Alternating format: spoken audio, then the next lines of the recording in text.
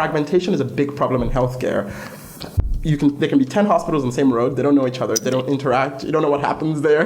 Even the government doesn't understand what happens there. They just are all so divided. Yes. And when we think about that, interoperability just begins to come back to our minds. Good morning and welcome to the Experience Pod.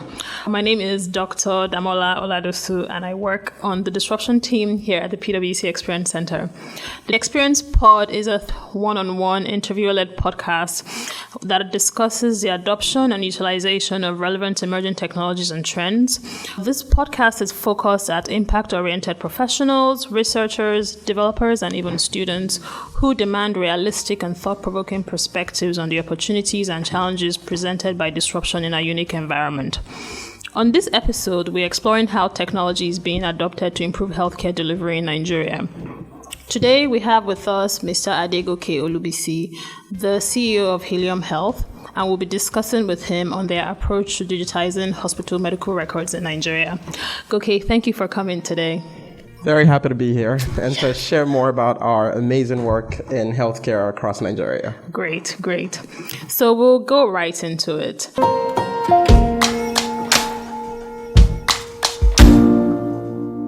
An important part of delivering healthcare diagnosis and analysis lies in record keeping.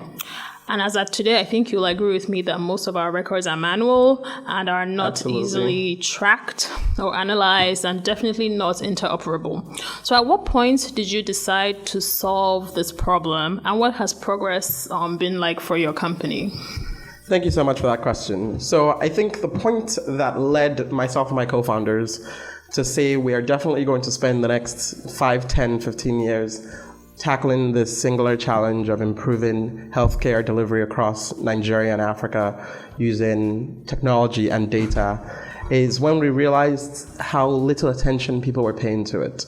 There was this trend a few years ago where more fintech companies were being started and even less healthcare technology attempts were being started. So you could see that innovators were not, and creative people and technologists and developers were not thinking about healthcare. Mm-hmm. They were looking at where the money was at. Mm-hmm. And when you look at the state of healthcare across the continent and how it's declined year on year and the many challenges that just plague the ecosystem and how it directly impacts every single one of us, you start to wonder at what point is anyone going to solve this problem? Is anyone going to care? Exactly. And it's even worse because you have less, in a market where there is no data on the sector or no reliable data source, you have less international investors or less investments or less money flowing in because no one wants to put their money into what they don't understand. Yeah. And when you look at the cycle of aid money that's come into the continent through healthcare, and it's the way it's been poorly tracked, poorly managed, you just see that the future does not look bright. So when we realized that so many people weren't paying attention to this and it was a problem that was affecting us all,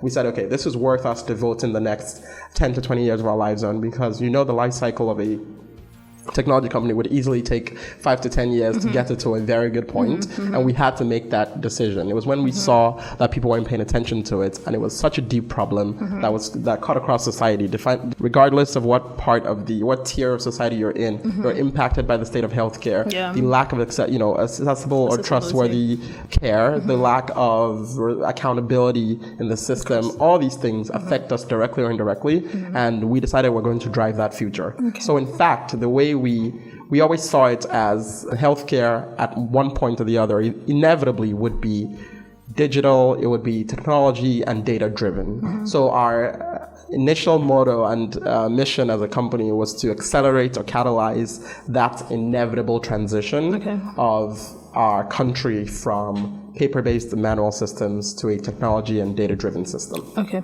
And so in implementing these solutions at hospitals, have your clients seen any quick wins? Have you seen any, tangible results from these implementations? Could you speak a bit on that? So one of the favorite things about our implementation process is how quickly people start to realize that it just makes sense. That it makes sense. That is the most beautiful part of the process. In fact, we ourselves didn't realize it until we saw, hundreds of clients give us feedback on this and saw their reaction to it. There are two factors that I'll point out here. First being, since we started and launched the platform, I think we're live now at close to 150 locations. Wow. And we have are these all private hospitals or? There are almost the super majority of them are private facilities, and the public ones are typically public-private partnerships and not direct partnerships with the government in that sense. And these are people who use the platform not because of any mandates from anyone, but because it actually makes their life easy. Yeah. And the point I was actually going to make first was that we've had zero churn since we've started. Okay. So every facility that has gone live with our platform and actually deployed the system and starts to use it end to end, because that's a requirement we have. You need to use it from when the patient walks in to when their claims and submissions are being made after, has stayed on the platform. Okay. That's when we realized that then it definitely has to be worked. And it's because it becomes a no-brainer. Because there's a repetitive nature of the work that medical professionals do in the hospital. If you are a front desk person, you are checking in patients and you're giving them relevant information. If you are a nurse, he or she is taking vitals, administering medications, delivering instructions. They do that 50, 100 times, 200 times a day.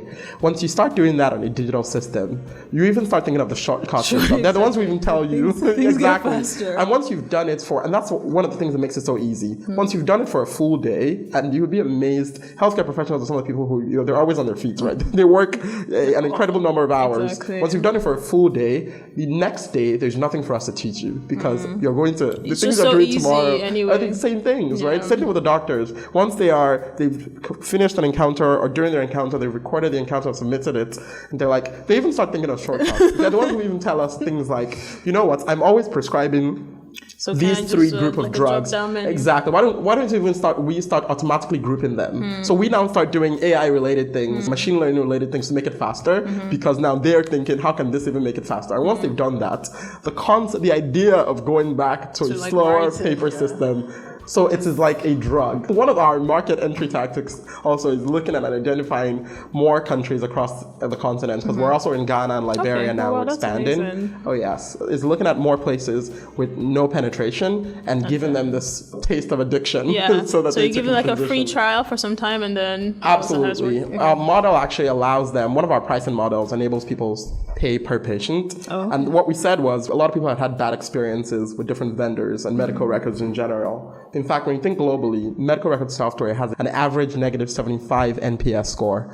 No one likes their EMR software, just around the whole world, from Harvard to Stanford. No one likes it. It's because it's legacy systems. It's because of the same reason. Once people start to use them, even if they're bad, they just stick to them. They just stick to it. The process of data transitioning, and also because it's a hospital, it works 24/7. Yes. You don't even have the opportunity. You don't have a break. Exactly. You don't have the opportunity to say, we're going to take 2 weeks to 6 weeks to transition. What's going to happen? What am I going to do? Exactly. So because of that, people typically have a negative experience.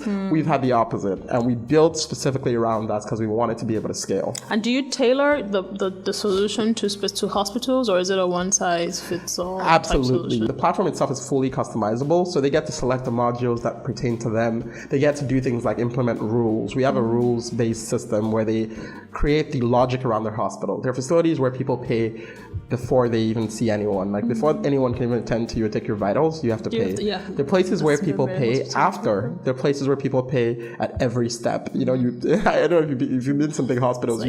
You pay to register, and then you pay to see the doctor, and then you pay before they take your blood. So you do it like 4 times. Wow. So we saw that there were so many different options on how people ran their hospitals. So we said, you know what, we're going to build a system that's fully customizable and that is flexible. That way people are just setting the rules on what they want, and their experience is. So when they see it, they think we built it specifically for them. Yeah. But really, it's the same solution. No, you're not that special. You're not the only one. So you talked a bit about how most of your clients are private sector hospitals. Yes. Are you looking to do more with government hospitals? Because I imagine that for most of the lower income population in Nigeria, the primary point of care is still either a pharmacy or a government hospital. So what are you doing in that regard? You make a very valid point. A lot of care actually happens offline, off record at pharmacies. There's a cultural aspect of it where Nigerians, because people don't think, generally in healthcare as well, not just for Nigerians, but there's also the Nigerian factor to it, where people don't think from healthcare from a preventive standpoint. No one wants to pay. Well, we prevent with prayer. We prevent with prayer. That's a good point. No one wants to pay for like a preventive system or check themselves for anything until they've gone to the pharmacy and they're like, I'm almost dead. Exactly. That's where you go to the hospital. Yeah. So we know that part isn't captured. So we actually have a plan in terms of like working with pharmacies and being able to capture that data, because that's critical to being able to analyze data for the sector. Provide proper care as well. Absolutely. But for the public sector, we've actually started working with one state in Nigeria so far. Okay. Nigeria runs a concurrent legislative type system with the states, where the states get a sense of autonomy and control over how they administer healthcare. So we get to work independently with each state. Okay. And we started working with Akwa Ibom so far. We were able to work with the government there and the Ministry of Health in drafting out a year-on-year strategy. And we've been able to roll out to several facilities. The Ministry of Health now has a dashboard in their ministry where they can see live incidences or diagnoses, where they get alerts on different issues that happen across the state. In Nigeria. In Nigeria. And it works. And it works. That's the amazing part. When it works, even they themselves are surprised. They're surprised. Like, oh, wow. Yes. And because of that, we're also getting entry even into more states now. But I can tell you that we cannot ignore the public sector. We even cannot ignore the government. There's this typical bias from tech companies and startups. No one wants to deal with the government. You can do that by yourself because you don't want to deal with the government. Exactly. But because of the role of the government in public health as a whole, you must work with them. And we like a lot of the people we're seeing in the administration as well. So we're working towards being able to collaborate with them in giving them the tools they require, because they're one of the key stakeholders in healthcare to be able to improve overall public health in a measurable manner. Okay. So I have an Uber dilemma for you. Okay. So Uber has built a business where drivers and riders are connected on the platform, right? And if you think about it, Uber could have chosen to do a solution that's focused primarily on taxi drivers, for example. And the taxi market is not exactly like the healthcare market, but they kind of face similar challenges: supply monopoly, minimal efficiency, substandard customer experience. Right? So the question is, why did you decide on a medical records app for the healthcare system rather than a marketplace where doctors and patients could connect, for example? That is an excellent question. So I think the difference in our thinking in approaching healthcare versus how Uber was thinking about transportation and logistics is that we think of the parties in healthcare as actually 3 tiers, which makes it a more complicated marketplace than 2 tiers. And an example and a clear picture of that is we break them into 3 categories. We call them the 3 Ps: providers, payers, and patients. Okay. If it were just providers and patients and there weren't any other type of payers or other people involved in the healthcare sector, I think we'd actually have a much different healthcare model, right? But providers being the hospitals and the facilities, payers now come to lots of different entities. This could be HMOs, insurance companies. This could be corporations themselves. This could be different kind of aid agencies. Because of that complicated structure, and because of the fact that whoever is the payer, whoever holds the bag really gets to control things that happen, we actually had to take a different approach than a marketplace approach. So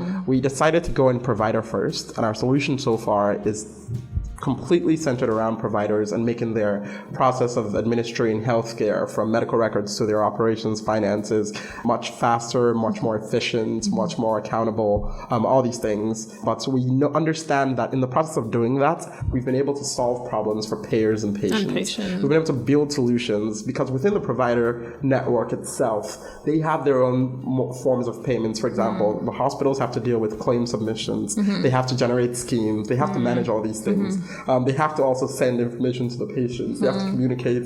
They have to make the records digital. You have to have a patient app that people can access their records in. So in focusing on the provider solution, we're able to say, let's make the lives of providers easy. And by doing so, we actually gain access to the payers and the patients. So do you see in the future your platform being like a digital healthcare center, for example? Absolutely. That is the inevitable goal that we're heading towards, having a connected ecosystem where all these 3 parties get to interact in an Uber-style method. That's also transparent, accountable, and not driven by any other factors. It's interesting that you said we have the 3-tier system, but in Nigeria, don't we really have more like 2? 2 tiers? Because most people kind of pay out of pocket anyway. That's very true. In fact, in analyzing some healthcare data, across our systems, one of the things we noticed is that even for people who have health insurance, they still end up paying a lot of money out of pocket. Yeah. Every time they go to the hospital with their insurance. Yeah. And, initially when we're doing this analysis, we just assume that people who have insurance, just exclude them, then just do the numbers from those that do not have insurance. But then we realized that the numbers, everything was just, it wasn't added up at the end. Yeah. And when we investigated, we realized people were paying for it. And you know what? One thing I did was I reached out to some of the MDs of the top insurance companies in Nigeria, health insurance companies. I said, whoa, it's like people have insurance, but all these people are still paying. So what are we doing? What's happening? And one of the things they explained is that insurance in Nigeria is really limited to primary care because they don't have enough data to design plans around secondary care. Okay. So they don't have enough information or data points to say so these are the things. Solutions that people, exactly, right. So they don't go that far. It's malaria, typhoid. That's all we have. Exactly. Now. That's all we have. When we have cancer, we go to India. Exactly. Because insurance is expensive to construct, and in order to do it properly, for it to become monetizable for them, because it is a business after all, they need to have data points to be able to build those models. Yeah. Like, we don't have them, we can't offer it. So we're not going to shoot blind in the process. So that's one of the things we'll be able to do in the future, leveraging the data on our network, design better plans for insurance providers. Okay. So funny, you just talked about data. Obviously, there's been a lot of conversation around data privacy. Yes. Especially in the digital space. People are demanding more privacy with healthcare data, with all these big tech companies going into healthcare now. Yeah. There's now like tighter regulations around how you can use patients' data. Absolutely. And the patient is still someone who's mobile and is probably prone to switching hospitals depending on whatever his needs are. So how are you ensuring security and privacy, but also just like enabling interoperability of the information on your systems? This is a very excellent question. I feel like you've said excellent question 3 times. You're touching on some points that we care so much about, but people don't talk to us about them. Because when you go to the hospitals, the providers, they're thinking of how they're making money. They don't care about privacy. They're not thinking about privacy and interoperability. They don't even care what's happening in the next hospital. One of the biggest issues we have as a sector, and one of the reasons because there are some sectors where even without technology, because of how they're structured, you actually get to do things and run efficiently, even without technology. But fragmentation is a big problem in healthcare. There can be 10 hospitals on the same road. They don't know each other. They don't interact. You don't know what happens there. Even the government doesn't understand what happens there. Exist. They just are also divided. Yes. And when we think about that, interoperability just begins to come back to our minds. So I'm going to speak first to the data security aspect. Okay. We as Helium Health, we uphold global healthcare medical standards, and not because there are not enough local ones to even hold in the first place. So we do our best to meet US standards, which is HIPAA compliance, using ICD-10 codes and proper coding structures. That way, the system itself is meeting global standards. So when Nigeria and the different African countries that we currently operate in begin to catch up, we would be most prepared. Already ahead of the curve. Exactly, we'll be way ahead of the curve. I don't know if you know how crazy, insane US healthcare laws are, but it's that is what in the US, what deters people from going into healthcare for tech is too many regulations. Everyone's just like, I'm not bothering. It's not worth it, right? Yeah, it's like everyone's like, nothing is happening. There's no data, and there it's like there's too many rules. Exactly. Yeah. So as long as we meet global standards, when we as a nation begin to catch up, for example, the Nigerian Data Regulation Agency published a new set of laws earlier this year that's similar to GDPR. It just seemed like a copy of GDPR. And by the time they published that, first thing I said, as soon as I saw the email, I sent it across to my team to make sure that everyone was on board. And everyone's reply, as we all read through, was we met every single thing there. Everything from disclosures to making people consent to having consent records to audit trails. We already did all these things. So we're like, perfect, which is exactly what we designed. Yeah. So from a security standpoint, that's good because we meet these global standards. And the second part of the question was around interoperability. So a lot of that still has to do around managing the mindsets of the people we're dealing with. And let me give you some context here.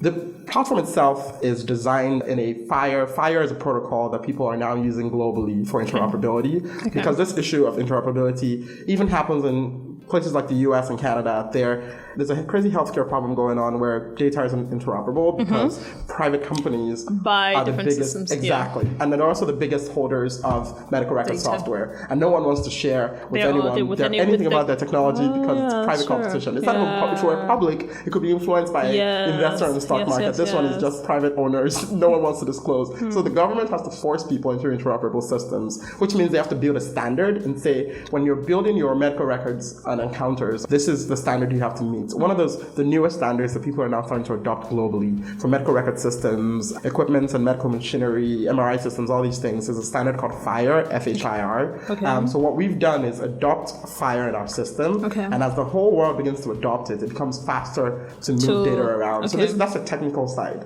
Now I have to speak about the cultural mindset aspect, where your record. This is the fun part. This is the interesting part, right? As a patient, your medical records is yours, really, when you think about it. It doesn't belong to the hospital. But the way Nigeria is designed right now, because you have physical files at a hospital's location, they belong to the hospital. They belong to the hospital. And that mindset is still there.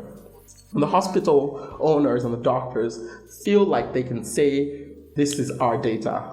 But and really, you can have access to it. Exactly. But you start thinking about it from a competition standpoint. These are private hospitals where they, started their hospital without anybody's money. And they're still struggling. So they feel like if they give it to you, if they give it to you the ability to go anywhere, they'd probably lose you as a patient. But in reality, data has shown from real data studies globally that's not true, because there are several other factors that would keep me as a patient. Exactly. Rather than one of those big things is even trust on you, knowing that you have their best interest at heart. And the very fact that a lot of these places and hospitals in Nigeria don't want you to take your record anywhere else, it's them saying they don't have your best interest. It almost sounds shady. It's almost like, don't take it to another hospital because I don't want anybody else to see what I've been doing. You could find better care for different reasons somewhere else, and it's not right. And there are many other issues too. And that's one of the reasons why we don't accept every platform that reaches out to us to adopt EMR, every facility just yet, because we have to do our own assessment. There are cases where people are not doing the right things in their hospital and they don't want anyone to know.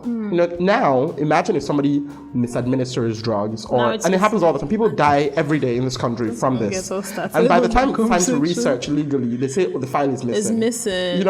And now with EMR, there can be no such exactly. excuses. So they're thinking about all these things, and they're it's still a way. There's still that mentality of I don't want the patient to go anywhere. However, because we're technology driven, we are already starting to push that ourselves and make it accessible to our clients. We're talking to the hospitals about what they can grant access to, saying, okay, some of them are saying we don't want our full, for example, our surgical notes, all these things reviewed. However, prescriptions, vitals, exactly. These things should be revealed. So we're starting somewhere, but in the future, inevitably, everything should be open because, again, it's an accountability system. It's even a way for you to say, we're such a good hospital that we don't care where you go with this. You can take these records anywhere and it will be okay. Exactly. But also in the future, we know that there will be government and there will be legislative push to do things properly, because you just can't leave people to do things because it's the right thing. They will do what's best for them and not what's best for everyone. But even in terms of like other EMR companies in this market, is there like a coalition where you're working together to ensure interoperability, or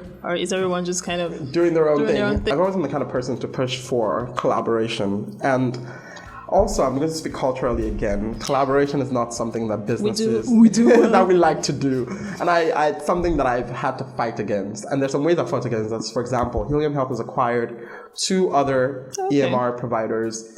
Full acquisitions, their technology, their client base, their team, everything over the last 2 years. We have 3 other acquisitions across Africa that we're doing diligence on, because it's like that's kind of the mindset we have, bringing people together. I met a lot of these people and I'm like, you've built good systems, you've built technology, but I can see all these holes in your system. And I understand, you probably didn't raise venture capital, you probably were running this as a private business, certain things you have to do, but there's a higher standard we need to hold to deliver better care overall. So we as Helium Health, we've done acquisitions, we do our best to partner with people, and we're pushing for everyone to meet these same standards because it makes it easier to collaborate. Because how do I work with, if we're meeting fire standards, we're meeting HIPAA compliance. Somebody is just like doing the bare minimum. Exactly, right? Because he just wants money. In fact, he doesn't even want, it doesn't matter. He just wants, exactly. So that's one factor. So there's a factor where we're collaborating with people, we're making acquisitions and mergers, we are collaborating with people and making sure they meet standards. And then there's the other part where we actually do fight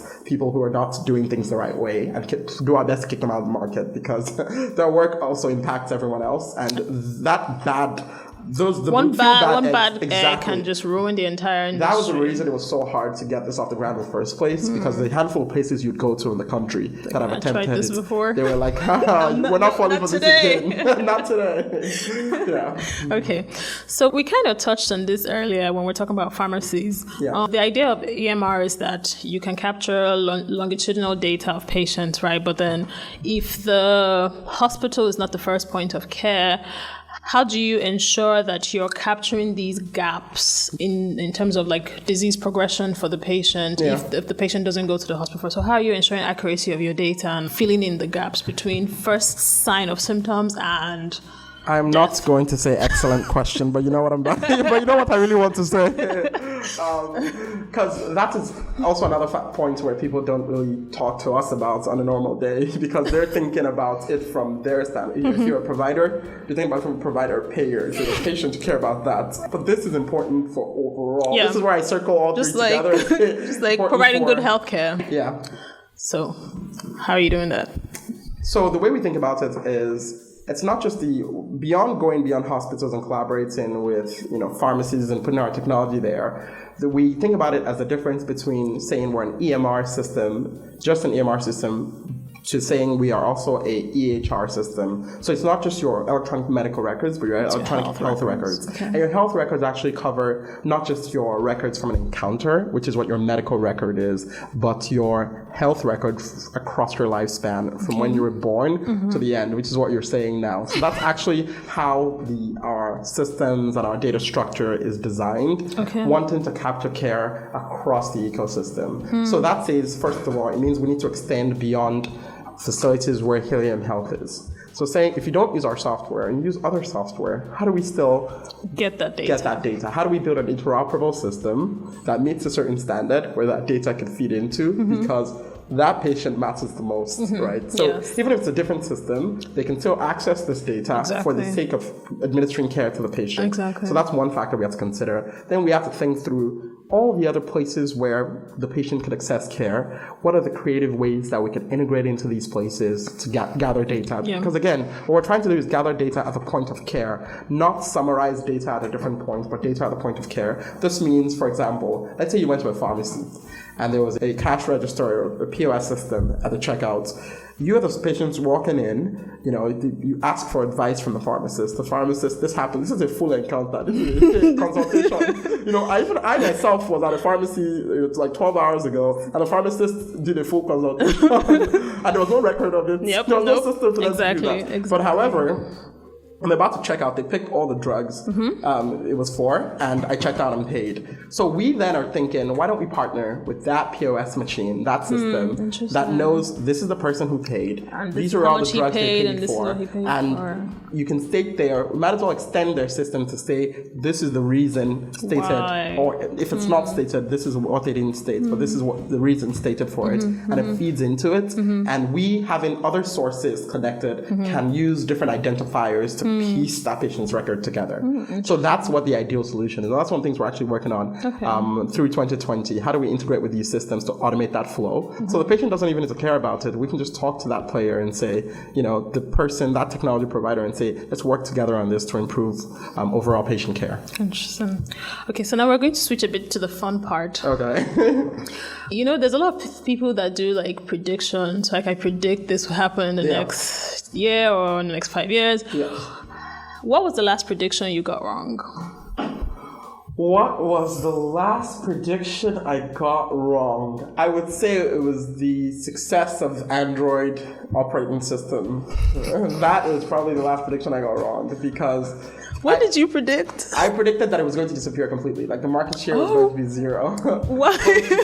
if you use the initial Android phone and operating system, They were very clunky. They were very clunky. There's this forced app has been forced to stop or something that was very famous for. So I thought it was a joke that there's no way to recover from this. Why would engineers comparing this to Apple ever want to build for this? Wow. But I then started to realize that open source in the sense of community. That was the fun part. That was the fun part. That alone is enough of a factor for there to always be two different providers. Yeah.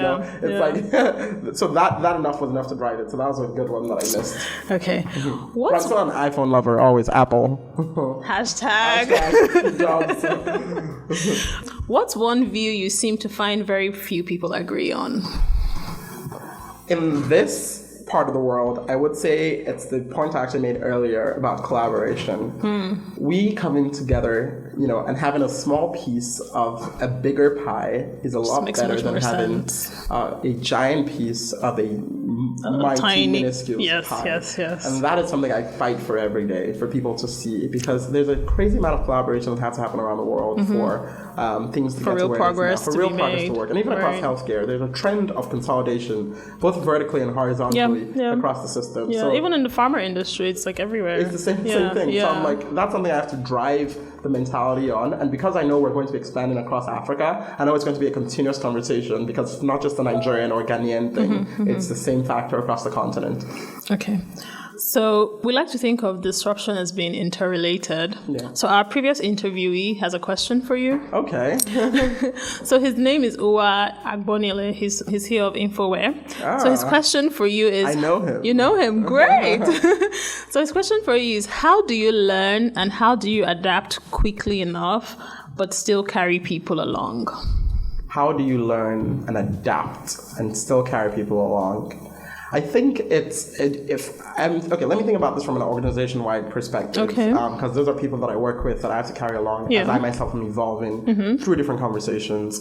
I think there's the aspect of it where you build a good communication framework. Okay. One of the challenges that we had to identify at a point in Helium Health was communication as a problem. When you're dealing with decentralized teams, you have a team in the north, you have a team in the west, all these different, you have a team in other countries, and you have everyone working on different things, but in the process they're all learning different things. They all have different ideas, just like different mindsets, but you need it to be singular, on the same page, to feed into each other in order to get the best out of it in the process. One thing we had to identify was that gap was there, and if you don't actively build a framework around it, the people with different kinds of information, it will become siloed. So you could be the CEO, you could be the manager of a unit, you and your people may think a certain way, and that is siloed from what the rest of the organization is thinking. And that happens a lot. So you need to take an active steps towards building a framework around it through different things. You could have collaborative strategy sessions, all hands virtual meetings. One of the things I love best about how we work is that we have built virtual work into what we do, because we've broken the mindset. I believe in remote work very much. I don't believe people have to ever be in the same room to get something to do done. anything. And we've broken that mindset very much. We have all hands meetings operationally. We have all hands meetings for product teams, and these people are in different countries. Some of them are in Europe, some are traveling across, they're doing all this work across the continent. And it's like, we're able to feel like we're all together almost every day. And we have these meetings, for different teams and different people involved almost every time, because you need to actually build a communication framework. Otherwise, you would each person will just be doing in their own world doing their own thing. And it's not going to feed together. Okay, so final question. Awesome. Now you've answered Uwa's question. What's one perspective you'd like to get from our next interviewee? Perspective from your next interview. Or any questions that you have. Can be anything. Okay, let me think.